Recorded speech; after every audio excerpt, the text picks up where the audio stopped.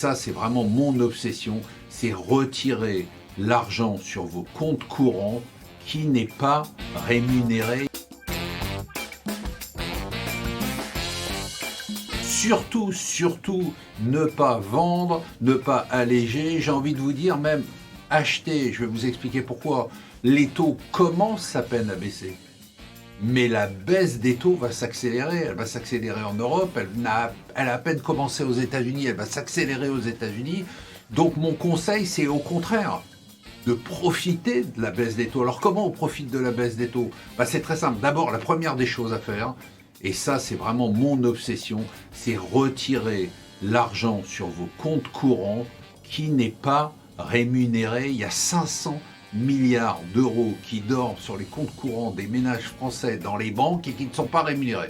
Donc déjà, on les sort obligatoirement. Ensuite, il y a le livret, les livrets A, tous les livrets défiscalisés, livret A et ses cousins, le livret de développement durable, tout ça, ce sont des produits qui rapportent 3% et parfois plus pour le livret d'épargne populaire. Alors, on me dirait 3%, c'est pas grand-chose.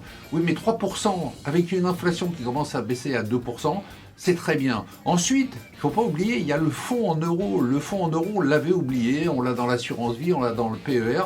Figurez-vous qu'aujourd'hui, vous avez des opportunités, puisque notamment en ligne, il y a des compagnies d'assurance qui vous proposent des fonds en euros boostés. C'est-à-dire que vous pourriez avoir des taux de rendement sans risque en capital de 3,60, voire 4%, Donc fonds en euros, là c'est du sécuritaire. Et puis si vous voulez prendre un tout petit peu plus de risque, parce qu'Eric, vous avez un tout petit peu plus de temps devant vous, eh bien là il y a effectivement ce que vous citez, c'est-à-dire les fonds obligataires.